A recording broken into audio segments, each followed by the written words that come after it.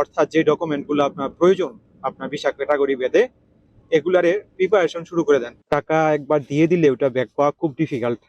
টাকা দেওয়ার ক্ষেত্রে একটু সচেতন থাকেন, পূর্বে আগে সবকিছু ক্লিয়ার হয়ে নেন, তারপর টাকা লেনদেন করেন।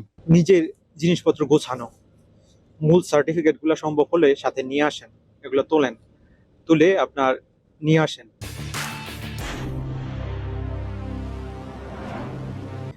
জাপান অ্যান্ড টেকনোলজি ইউটিউব চ্যানেলের আরেকটি ভিডিওতে আপনাদের অভিনন্দন জানাচ্ছি। আমি মিঠুন, জাপানের নাগানো কেন থেকে। জাপান যাবেন ভাবতেছেন, কি প্রস্তুতি নেবেন এই বিষয়ে আলোচনা করবো আজকে। দুইটা ধাপে ভাগ করতেছি। এক হচ্ছে আপনি কিছুই জানেন না, শুরু করবেন। আরেক হচ্ছে আপনার ভিসা উঠে গেছে, এখন প্রস্তুতি নেবেন কি। দুই ধাপে প্রস্তুতির ধরন ভিন্ন ভিন্ন হবে, তো দুই ধাপেই সংক্ষেপে আলোচনা করার চেষ্টা করব। প্রথমত, আপনি জাপান যাবেন মনে মনে স্থির করেছেন, তো এখন আপনার করণীয় কি? সর্বপ্রথম যা করতে পারেন, আপনার মোবাইলে এখন সব তথ্য রয়েছে, ইন্টারনেটে বা ইউটিউবে সার্চ দেন, জাপান সম্পর্কে একটু জানেন। পাশাপাশি আপনি জাপান কোন বিষয়ে যেতে পারেন, আপনার কোয়ালিফিকেশনের সাথে যায় কিনা তা আগে স্থির করেন। অর্থাৎ আপনি কোন বিষয়ে যাবেন তা আগে খুঁজে বের করেন এবং সিদ্ধান্ত নেন যে আমি এই বিষয়ে জাপান যাব। যে রিকোয়ারমেন্টগুলো আছে তা ফিল আপ করতে পারেন কিনা, অর্থাৎ এই বিষয়ে যেতে কি কি লাগে তা ডিটেলস জেনে তারপর দেখেন আপনার এগুলো আছে কিনা, বা না থাকলে এগুলা ফিল আপ করেন। এটা হচ্ছে প্রথম টার্গেট। তারপরে হচ্ছে আপনার ভিসার ধরন ভেদে অন্যান্য প্রক্রিয়াগুলো শুরু হবে, যে আপনার কি কি প্রস্তুতি নেওয়া লাগে। তবে কমন আরো কিছু জিনিস রয়েছে যা আপনি জাপান আসার আগে প্রস্তুতি নিতে পারেন। দ্বিতীয় যা করতে পারেন, আপনার জাপানি ভাষা শেখা শুরু করে দেন। এটার বিকল্প নাই। জাপান যেতে রিকোয়ারমেন্টে থাক আর না থাক, আপনার জাপানি ভাষা লাগবেই। জাপান আসলে জাপানি ভাষা ছাড়া এখানে আপনি টিকতে পারবেন না, অনেক কষ্ট হবে। আপনার শিখতেই হবে, যতদিন আয়ত্ত না করতে পারবেন ততদিন কষ্ট। আর জাপান আসার পর শেখাটা খুবই ডিফিকাল্ট, তাই আপনার যতটুকু পারেন দেশ থেকে শিখে আসেন। সাধারণত আপনার স্টুডেন্ট বিষয়ে আসলে বা এসএসডব্লিউ বিষয়ে আসলে, এই দুইটা বিষয় ক্যাটাগরিতে বা টিআইটিপিতে আপনার ভাষা রিকোয়ারমেন্ট আছে যে আপনার লাগবেই। ভাষা টেস্ট হয় জাপানে। জাপানে যে ভাষা, এটার উপরে বাংলাদেশে পরীক্ষা হয়। পরীক্ষার ধরেন জেএলপিটি পরীক্ষা আছে, তারপর নাট পরীক্ষা আছে। তো আপনি যে কোনোটা দিতে পারেন, দিয়ে জাপান আসতে পারেন। তো বছর দুইবার হয় আপনার জেএলপিটি, আর নাট টেস্ট দিলে 2 মাস পর পরই আপনি দিতে পারবেন। তো এগুলা লেভেল আছে, আপনি একটু নেটে কাটলেই পারবেন, একটু নেট দেখলেই পেয়ে যাবেন কি কি ধাপ আছে। তো এগুলার পরীক্ষায় অংশগ্রহণ করে সার্টিফিকেট নিয়ে রাখতে পারেন। আর সার্টিফিকেট নেন আর না নেন, আপনার জাপানি ভাষা শিখেন। জাপানি ভাষা নানাভাবে শিখতে পারেন। আপনার সরাসরি ইনস্টিটিউটে ভর্তি হয়ে শিখতে পারেন, অনলাইনে শিখতে পারেন, আর নিজে নিজে আপনার ইউটিউব দেখে শিখতে পারেন। আর অনলাইনে বলতে আপনার অনলাইনে অনেকে কোর্স করায়, সেভাবেও করতে পারেন। তারপর হচ্ছে আপনার বেসিক কিছু দক্ষতার উন্নয়ন করতে হবে। আমি পূর্বে একাধিক ভিডিওতে এসব ব্যাপার নিয়ে আলোচনা করছি। এই ভিডিওতে যদি বলি, কম্পিউটার রিলেটেড যে দক্ষতা, এই দক্ষতা আপনার লাগবে। জাপান আপনার লাইফ লিড করতে গেলে লাগবে, কাজের জন্য না, শুধু নিজের জন্য হলেও লাগবে। তাই সম্ভব হলে কম্পিউটারের উপরে কিছু দক্ষতা নিয়ে আসেন। আর কম্পিউটার কোর্সের সার্টিফিকেট থাকলে তো আরো বেশি ভালো, লং সার্টিফিকেট থাকলে আপনার জন্য আরো বেশি সুবিধা। 1 বছরের উপরে যদি কোনো কোর্স করতে পারেন, যদিও ডিফিকাল্ট, বাংলাদেশে 6 মাসের উপরে কম্পিউটার কোর্স নাই, নর্মাল কোর্স একাডেমিক ছাড়া। যদি সম্ভব হয় তাহলে নিয়ে আসতে পারেন, যা পরবর্তীতে আপনার কাজে দিতে পারে ভিসাগত প্রবলেমে পড়লে। আপনার ডকুমেন্ট যেগুলো আছে জাপান আসতে গেলে লাগবে, এগুলো ভালোভাবে চেক করেন। আমাদের দেশের ম্যাক্সিমাম ডকুমেন্টেই আপনার কিছু না কিছু ভুল থাকে, তাই আপনার দায়িত্ব হচ্ছে এই ভুলগুলো চিহ্নিত করা। যেমন ধরেন, আপনার এনআইডি কার্ডে ভুল থাকতে পারে, বাবা মার এনআইডি কার্ডের সাথে আপনার মিল নাই, বা সার্টিফিকেটের সাথে এনআইডি কার্ডে বাবা মার নাম ঠিক নাই, বা সম্পূর্ণ বলতেছে না, এরকম কেস অনেক। তো এগুলা যদি পেয়ে ফেলেন তাহলে এগুলো সংশোধন করেন। পাসপোর্টের ক্ষেত্রে তাই, যদি ভুল থাকে সংশোধন করেন, অথবা সার্টিফিকেটে ভুল থাকলে সংশোধন করেন। জাপান আসতে গেলে ডকুমেন্টারি ভুল বড়ভাবে দেখা হয়, তাই ডকুমেন্টারি ভুল এখানে অ্যালাউ না।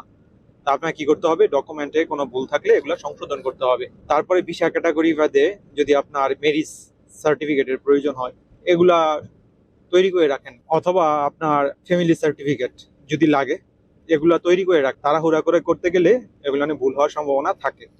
অর্থাৎ যে ডকুমেন্টগুলো আপনার প্রয়োজন আপনার ভিসা ক্যাটাগরি ভেদে, এগুলারে প্রিপারেশন শুরু করে দেন। বিভিন্ন এজেন্সিতে যান, জাপান নিয়ে কাজ করতেছে। সবচেয়ে ভালো হয় আপনার নেটে সার্চ দিয়ে ল্যাঙ্গুয়েজ সেন্টার লেখেন, জাপানিজ ল্যাঙ্গুয়েজ সেন্টার, এগুলোতে যান, কথা বলেন, অনেক কিছু ধারণা পাবেন। বা বিভিন্ন এজেন্ট আছে যারা প্রক্রিয়া করে, একাধিক এজেন্টের সাথে কথা বলেন, যাওয়ার খরচ টরচ নিয়ে, প্রক্রিয়া নিয়ে অনেক কিছু ধারণা পাবেন। ঘরে বসে থেকে আপনার সবকিছু কিন্তু জানা যায় না। তাই আপনার বাইরে একটু সময় দেন এই ব্যাপারে। আপনার একটু সময় দিলে দেখা গেছে যাওয়ার খরচ সহ বা অনিশ্চিত অনেক কিছুই নিশ্চিত হয়ে যাবেন, অজানা অনেক তথ্যই জেনে যাবেন। তাই আপনার একটু ঘাটাঘাটি করেন, দেখবেন যে অনেক তথ্য পেয়ে গেছেন। তারপরে আসে ধরেন যেই প্রতিষ্ঠানে যাবেন বলে স্থির করছেন, এটা হতে পারে কোনো স্কুল বা কোনো ইউনিভার্সিটি, অথবা ধরেন কোনো কোম্পানি। তার সম্পর্কে তথ্য নেন, তারা সঠিক কিনা, বা যে এজেন্টের মাধ্যমে যাচ্ছেন তারা সঠিক কিনা, এটা আপনার জেনে আসতে হবে। জাপানে এসে গেলেই আপনার সব সমাধান না, এখানে আসার পরও অনেক বিপত্তি আছে, বিষয়গত ঝামেলা আছে। আমি ভিডিওতে আলোচনা করছি পূর্বে, এগুলো দেখে নিতে পারেন যে কি ধরনের প্রবলেম হয়। বিশেষ করে বাঙালি এজেন্ট বা বাঙালি কোনো কোম্পানিতে আসলে একটু সতর্ক থাকবেন। তথ্য ভালোভাবে যাচাই বাছাই করে নেন, অনেক গ্যাপ থাকে কথা বলার মধ্যে এবং বাস্তবতার মধ্যে। তাই এগুলা জানেন যে কোনটা ঠিক কোনটা বেঠিক, ভালোভাবে যাচাই বাছাই করেন। যাচাই বাছাই করার অনেক রাস্তা আছে, আপনি নিজেই পেয়ে যাবেন। যাচাই বাছাই করে তারপর আপনার পা বাড়ান। টাকা একবার দিয়ে দিলে ওটা ব্যাক পাওয়া খুব ডিফিকাল্ট। টাকা দেওয়ার ক্ষেত্রে একটু সচেতন থাকেন, পূর্বে আগে সবকিছু ক্লিয়ার হয়ে নেন, তারপর টাকা লেনদেন করেন। তো আপনার এই প্রতিষ্ঠানগুলো সম্পর্কে জানেন।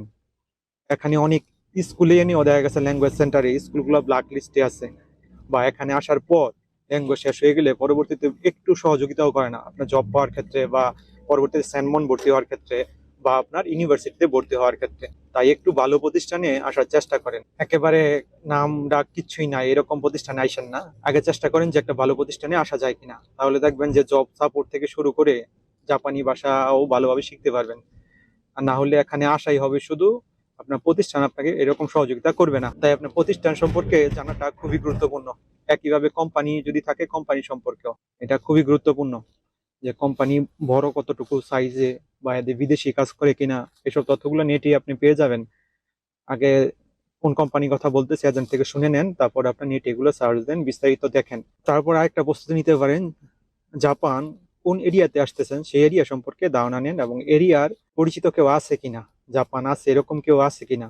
ফেসবুকে পেয়ে যাবেন, হয়তো ইউটিউবে ঘাটলে পাবেন, অথবা আপনার এলাকার আশেপাশে হয়তো পেয়ে যাবেন। তাদের সাথে একটু কথা বলার চেষ্টা করেন, যেহেতু তারা জাপান আছে, তারা আপনার অজানা অনেক কিছুর উত্তর দিতে পারবে। তাদের সাথে কথা বলেন যতটুকু পারেন। সময় হয়তো বের করাটা একটু ডিফিকাল্ট হয়ে যাবে, কারণ যারা জাপান থাকে তারা একটু ব্যস্ত হয়ে যায়। তাই আপনার তাদের সাথে একটু কথা বলাটা একটু ডিফিকাল্ট হলেও আপনি এটা ব্যবস্থা করেন, তাদের সাথে জেনে আসেন। বিশেষ করে আপনার আবহাওয়া সম্পর্কে একটা তথ্য নিয়ে আইসেন, যেখানে আসবেন একটা প্রস্তুতি নিয়ে আইসেন। যেমন দেখেন আমার প্রস্তুতিটাই দেখেন, এখন শীতকাল, পোশাক আশাক দেখে বুঝতেছেন প্রচন্ড শীত। তো এইসব জায়গায় আপনার ডিফিকাল্ট লাইফ লিড করা। তো এইসব জায়গায় আসলে ওইভাবে প্রস্তুতি নিয়ে আসেন মানসিকভাবে। ড্রাইভিং লাইসেন্সের কথা বলি, আমরা বারবারই বলি, আমাকেও বলছে আসার আগে, গুরুত্ব দেই নাই। বাংলাদেশ থেকে ড্রাইভিং লাইসেন্সটা করিয়ে আনেন। এই ব্যাপারে আমার একটা ভিডিওতে আলোচনা করা আছে, লাভ কি, কিভাবে করবেন, এগুলো দেখে নিতে পারেন। এখানে আসলে অনেক কাজে দিবে। এই হচ্ছে আপনার জাপান নিয়ে ভাবতেছেন তখনকার প্রস্তুতি। এখন ধরেন যে সবকিছু হয়ে গেছে, জাপান আসবেন, তখন কি কি প্রস্তুতি নিতে পারেন এই ব্যাপারে আমি ভিডিও করছি, এগুলো দেখে নিতে পারেন। তারপরে যদি বলি, নিজের জিনিসপত্র গোছানো, মূল সার্টিফিকেট গুলো সম্ভব হলে সাথে নিয়ে আসেন, এগুলো তোলেন, তুলে আপনার নিয়ে আসেন। এখানে জব চেঞ্জ করার ক্ষেত্রে আপনার এগুলো কাজে দিবে পরবর্তীতে। জাপান থেকে দেশে যাওয়াটা একটু ডিফিকাল্ট, আসার পর পরই আপনি যেতে পারবেন না, অনেক খরচ আছে, অনেক হিসাব নিকাশ আছে। তাই আপনার অগোছানো, বা ধরেন 2-3 বছরের মধ্যে আপনি না গেলে হবে না এরকম কোনো কাজ থাকলে এগুলা সব সমাধান করে আসেন। জাপান একবার চলে আসলে বললাম তো যে যাওয়াটা ডিফিকাল্ট, এটা মাথায় রেখে আপনি কাজগুলো গোছান।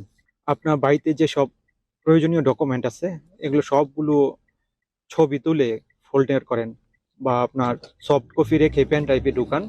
তারপর এগুলো নিয়ে আসেন, যাতে প্রয়োজন হলে আপনার নিজে এখান থেকে এগুলো বের করতে পারেন। লাগেজ গোছানোর ক্ষেত্রে আপনার কেনাকাটার একটা ব্যাপার আছে, কেনাকাটা ক্ষেত্রে একটু সচেতন থাকবেন। সবকিছু আনার প্রয়োজন নেই, যেগুলা পাওয়া যায় না জাপানে, এইসব জিনিসগুলো নিয়ে আসেন। ময় মশলা বিশেষ করে খাবারের ক্ষেত্রে এগুলো নিয়ে আসেন। এখানে আপনার আইসা এগুলো কিনতে পারবেন না, বা আপনার সোর্স হয়তো পাবেন না, পরে পাবেন, বা প্রচুর দাম। সবকিছু মিলে বাংলাদেশ থেকে এগুলো নিয়ে আসতে পারেন। পোশাক আশাক বিশেষ করে মেয়েরা আপনার শাড়ি টাড়ি যেগুলো আছে, এগুলো নিয়ে আসেন। এগুলো জাপানে অ্যাভেলেবেল না, থ্রি পিস যা আছে দাম বেশি নিবে এবং কোয়ালিটিও ভালো না। তো বাংলাদেশ থেকে এগুলা নিয়ে আসেন। কসমেটিক টসমেটিক এখানে দাম হলো, জিনিস কোয়ালিটি ভালো, তাই এখানে এসে কিনতে পারেন। ইলেকট্রনিক জিনিস বেশি আনার প্রয়োজন নেই, এখানে জাপানে সব হচ্ছে আপনার 110 ভোল্টের, বাংলাদেশে 220 ভোল্টের। তাই এখানে আনলেও অনেক কিছু আপনি চালাইতে পারবেন না। জাপান থেকে কেনাটাই ভালো।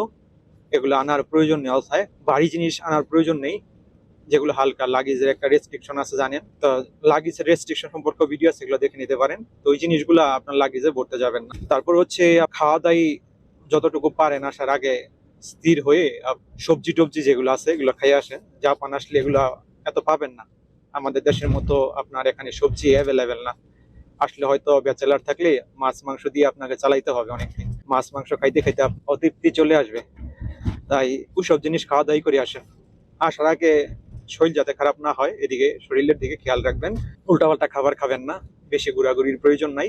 নিজেকে স্থির করে তারপর আপনার জাপানের উদ্দেশ্যে রওনা দেন। যাই হোক, এই ছিল আজকের ভিডিওর টপিকস অনুযায়ী কথাবার্তা। অনেক কথা বলার মতো আছে, বললে ভিডিওটা আরো দীর্ঘায়িত হবে। নেক্সট ভিডিওতে হয়তো অন্য কোনো টপিকস নিয়ে কথা বলবো, অন্য বিষয় নিয়ে কথা বলবো। ভালো থাকবেন, সুস্থ থাকবেন। আপনাদের জন্য সর্বদা শুভকামনা। Bye bye.